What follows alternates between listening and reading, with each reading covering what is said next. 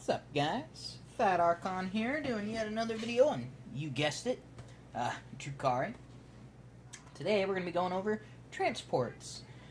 Just a general overview of the transports, what makes them, so freaking amazing, and why we're known for our transports, and why every army has some. And then we're going to go over some of the tactics and strategies that work really well for me when using Drukhari. If you guys want a list that relies on a Venom at least, check out my post-FAQ tournament list for a really nasty list that I've been doing really well on.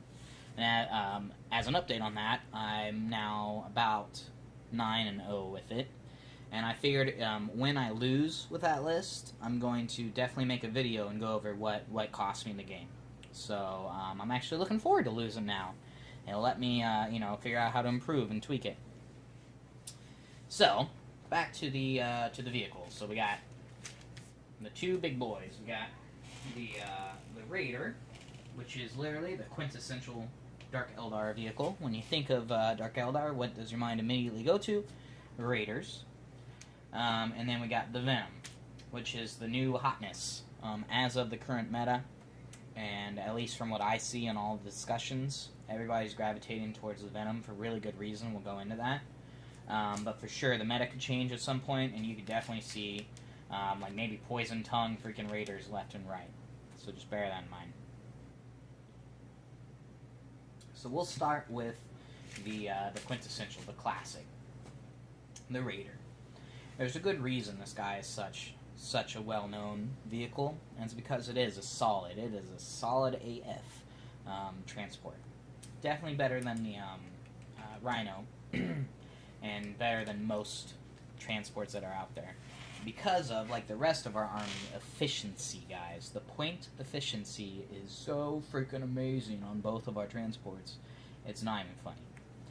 It's really what makes our army pop, and we'll get into it, but it helps negate some of our vulnerability, being how squishy we are. So the Raider, I'm busting out the book this time, because I don't want to make any mistakes, naturally. So we got a 14-inch move, hits on 3s at all freaking times, in close combat, excuse me. Oh, wait. I'm getting ahead of myself. Hits on 3s with ballistic skill. That deteriorates down to a 5, which could be worse. Some people are getting knocked down to 6s. And then in close combat, it always hits on 4s no matter what. Has 3 attacks, 14-inch range, and 10 wounds. So you're sort of looking at a Rhino here. Sort of. A better Rhino already, but you're and a 4-up armor. You're sort of looking at a Rhino here. That moves further, has a better gun, and is better in close combat. But you're sort of looking at a Rhino. Strength 6, which is important. Toughness 5.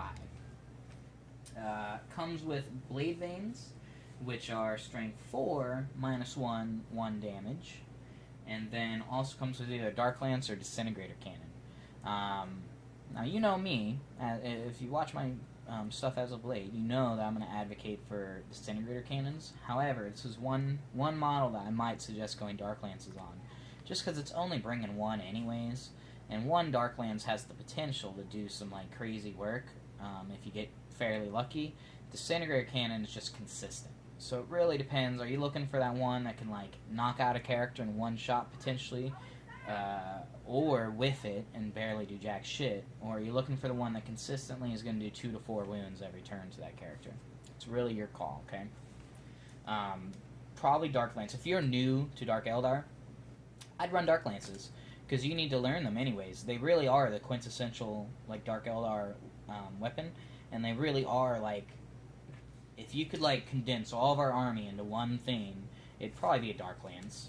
Like, or like if you turned our army into a gun, probably be a Dark Lance. Like, really powerful, but like takes some thought with it, because if you're with it, you're fucked. I think that's an apt description. So anyways, so you got, so that's that.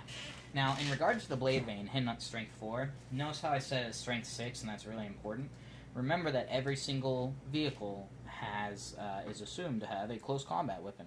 So, if you're ever against a T3 infantry, who have like a 5-up armor save as is, I'd strongly suggest that you skip the Bladevanes and just use the close combat weapon and just hit them on wounding on 2s with your strength 6. So always keep that in mind, okay, guys?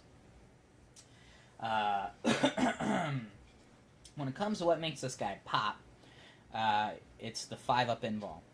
He's got a 5-up invul, which bam, now he's way better than the Rhino for practically the same price. The 5-up invul really makes it work.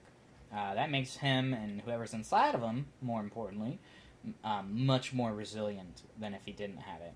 So that means even if you're getting shot by like 3 dark lances, or laser cannons would be better one.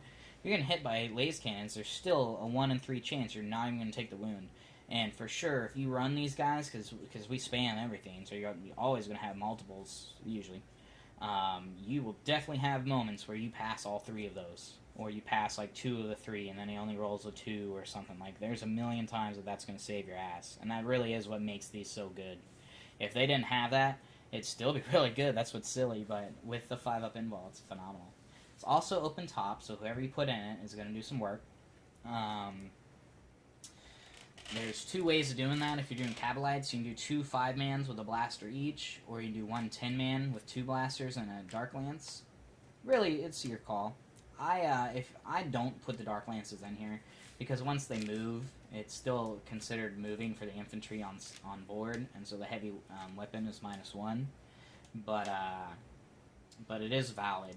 If you do that, I might consider not bringing the blasters, because you're going to preferably be at like 35 inches the entire time.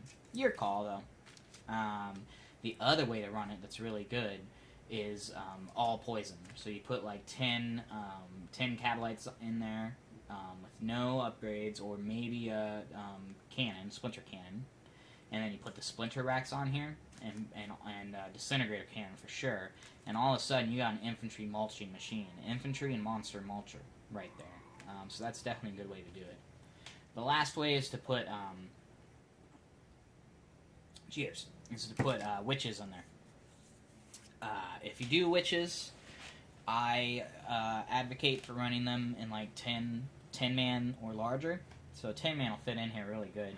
You could do 2 5-mans, and that's also valid because you can treat them as 1 group or treat them as 2. You just got to figure out your combat drugs. Make sure you get your combat drugs to all the important people first, then maybe consider that, okay?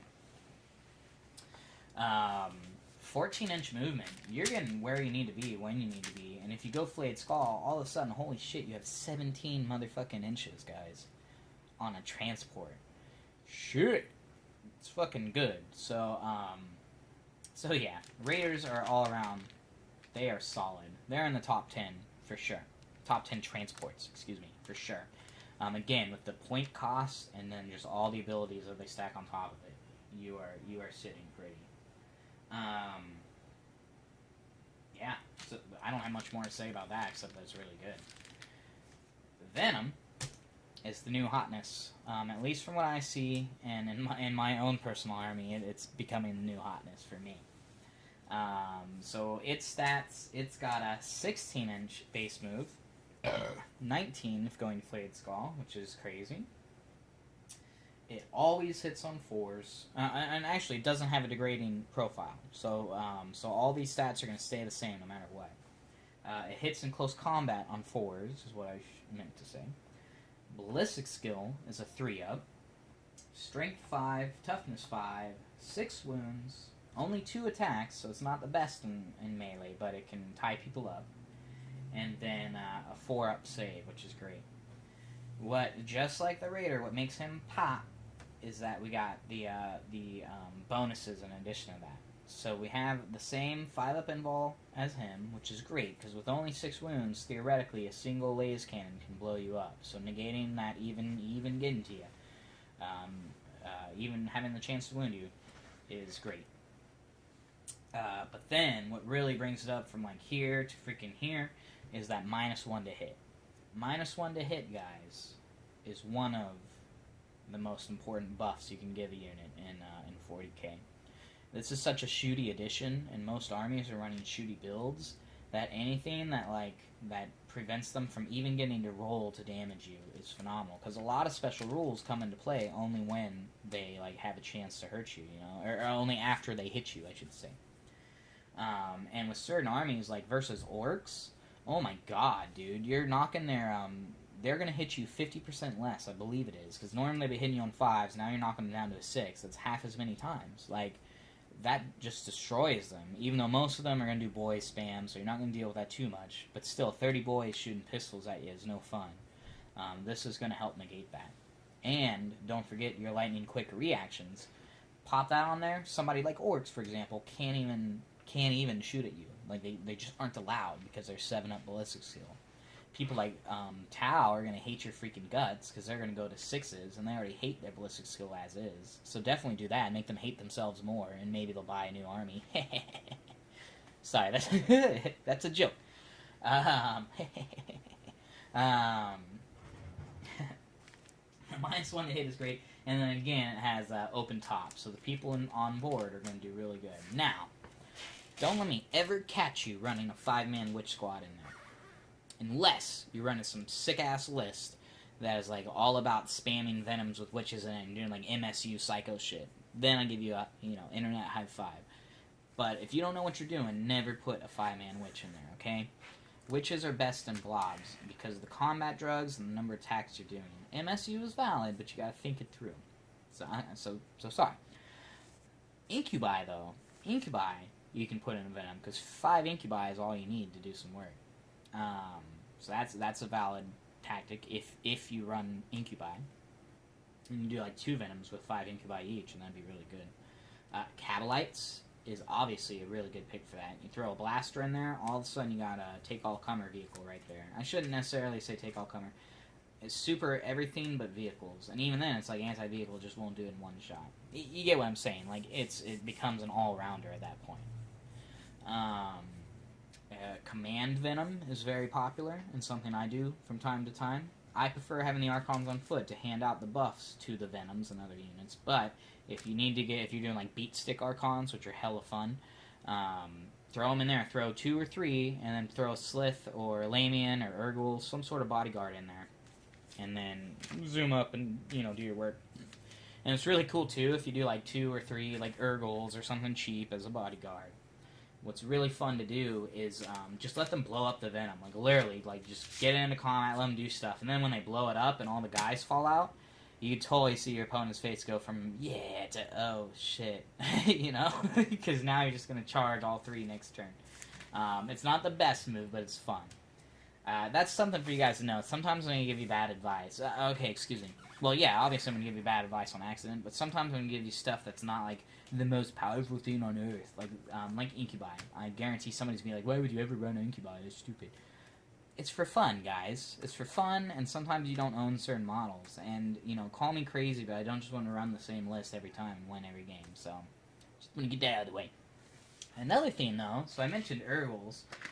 Real quickly, so Urguls and all the freaking Court of the Archon characters are hella freaking expensive. It's 20 or $25 for one model that kind of sucks. So to get around that, if you don't mind a little counts as or proxy action, Bones makes the gas, which looks, let's see if my camera won't suck and I can show you. Yeah, my camera still sucks. Basically looks, dude, he's even walking like an Urgul, and he looks very similar. He just doesn't have 6 eyes and is a little beefier. Almost such a good counts as in my eyes. And the gas, it's only $3, guys. 3 or $3.50 or something like that. So I went ahead and bought 5 of these. Urguls aren't the most competitive, but you get 6 attacks on the charge, I believe it is, and that's pretty freaking good for 15 points. So, if you do a sneaky melee build, I can totally see that being something, because they get the rerolls with the core art. Yeah, anyways. So, my favorite choice, if you couldn't guess, is going to be a 5-man Catalite with Blaster in there. And I like to go Obsidian Rose a lot, because that gives me the extra range for the rapid fire. By the way, I never went over the weapons for this guy. Comes standard with a Splinter Cannon, which is 36-inch range, rapid fire 3. So at 18 inches, you're getting 6 shots, which is And then you got Twin-Linked Splinter Rifle. Do mine fall out? Nope, it's right there. Okay. Twin-linked Splinter rifle standard that you can replace for a Splinter cannon. Most people, and they're right, are going to tell you to not do 2 Splinter cannons. You're paying 10 points for what is essentially, what is it? You're doing, I think just 2 more shots. 1 or 2 more shots, like at best. Yeah, it's 2 more shots at best, and in that range, I think it's like 1 more shot. So you're paying 10 points for that. You know, it's kind of questionable. If, however, you're a sneaky deaky, and you're playing like Poison Tongue, for example, yeah, pile on the poison as much as you can, because then you're getting 12 shots instead of the 10. Yeah, it's 10 points, but you're getting potentially an extra wound from that. Like, you know, pile on the poison. But anyways, Obsidian Rose I kind of advocate for a lot after playtesting it so much. This turns my Splinter Cannons into 42-inch, which then gives you a 21-inch rapid fire. And let's say, for example, you're fighting Space Marines. Well, Space Marines, it's going to be, unless they advance, it's going to be impossible for them to get in a rapid fire with you. If you're doing 18-inch, then they can just get in to rapid fire, and then they're going to blow up your ship with just little bolters. So I hella advocate the extra range, and that gives your blasters the 24-inch range, so, like, it's really hot. Poison Tongue is really phenomenal, too. In fact, so I'm gonna say that, and I know some people are gonna lose their minds. If you're doing a Venom spam list, I suggest you ignore Flayed Skull, unless you think that that the ignore cover is more important than reroll ones for poison, which it very well could be, or the plus 6-inch range, which is, I'd say they're at least even, in my personal opinion. Okay. If you want more on that, the video I did, the post-FAQ tournament list, I go into that for a minute. I don't think an extra 3-inch on a 16-inch vehicle is like a game changer at all. It's really nice to have, but I don't think it's noticeable for the way I play them, which is like roving gun line. But just consider it is all I'm saying. I'm not saying that Flayed Skull is no good. I'm saying consider other options, because I used to always do Flayed Skull until I tried the other options. Okay. So more tactics. Okay, or tactics. I think we're already kind of talking about that, but something that's really, really important to remember is that once you've unloaded your cargo, these guys essentially become, unless you're using them for the firepower, they essentially become miniature Reavers. And what do I mean by that? I mean that that you can tie stuff up. You can tie stuff up super easy. This guy has 65 points, so you're paying 8 points more than a squad of base Reavers, and he will do the exact same job as a Reaver, with the exact same amount of wounds, and with the 5-up invul and all this stuff, for just 7 more points after you've dropped off his capacity, obviously. And he has better guns, etc.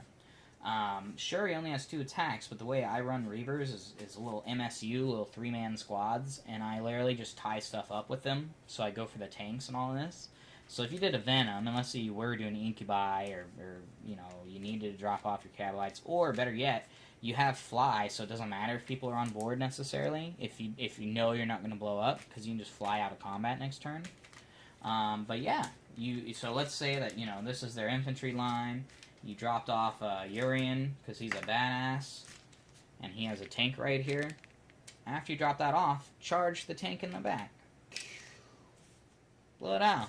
Now you got a little Reaver, and he's got a fallback. Obviously, this is Fly, so it's not too big a deal. But if this was like a Predator or something, now he's got a fallback and waits to turn his shooting. And then these guys are going to, you know, be like, oh, shit. Yeah, you know? So, something to bear in mind, okay?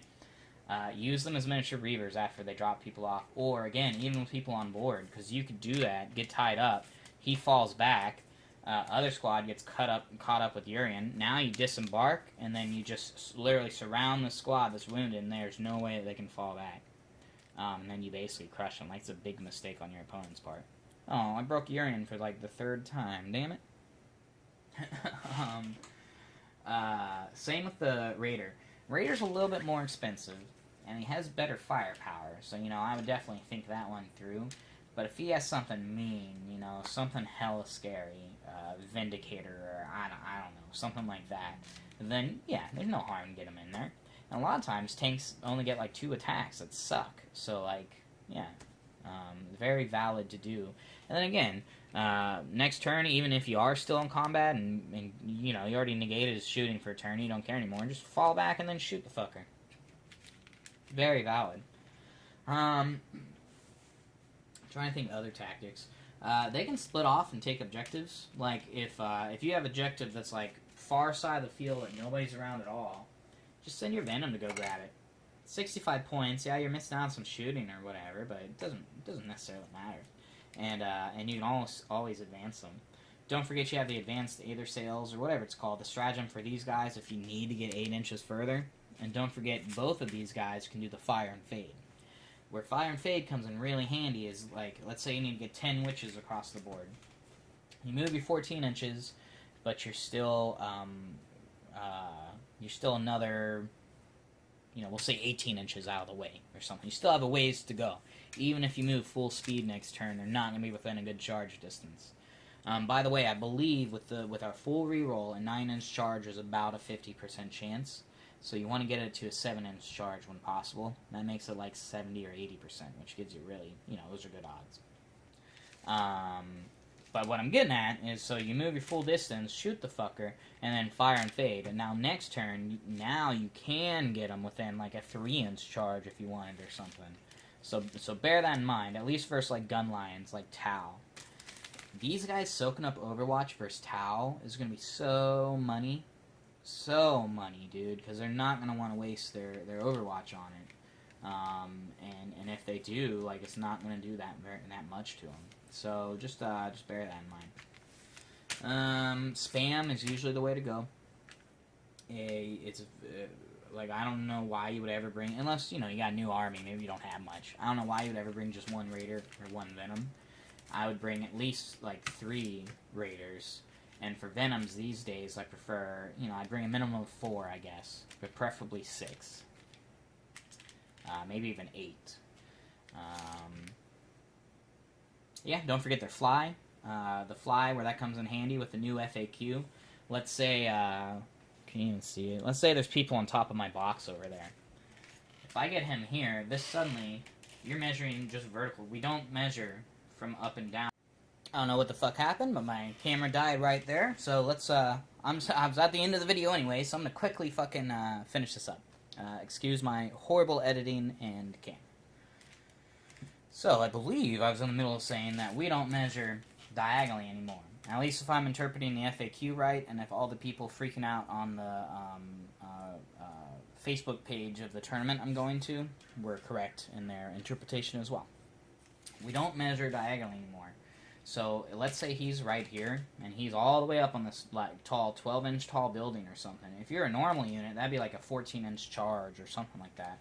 Nope, we're assumed to be up here, so this actually becomes like a, I don't know, like a 4-inch or 3-inch charge. So just bear that in mind. That's going to change some tactics. I still think people need to wrap their heads around that change, saying it's true, because that is. I guess it makes sense in the scheme of things, but that really buffs flyers in yet another way. I wonder, too, if them shooting, I would assume that would count as range, would just be to, you know, whatever the distance is, so I guess that makes us more prone to rapid fire in some situations, or like flamers, I guess it would matter. But by the same token, our rapid fire is going to be much closer to them, too, so something to bear in mind. So that's all the stuff I wanted to get across. Hopefully I didn't miss anything too important or make too big of mistakes. If you did notice anything, please leave a comment below. I will always update the description if somebody catches something that's wrong. For sure, if you have any other suggestions or comments, or especially if you need some help, if you need help with like what unit you think you should buy, if you want some help with your list, I can potentially help you with that. By all means, guys, I'm all about trying to help new people out there. That's seriously what I'm all about. And then also too, like, if I'm being honest, this gives me something to do. Otherwise, I'd be painting here, listening to music by myself. So having people out there that I know potentially enjoy my videos, and more importantly, are learning something from it, makes me feel good. So anyways, guys, as always, thank you for watching. I hope you gleaned something important from it. And I will see you all soon. This is Fat Archon. I'm out of here. Peace.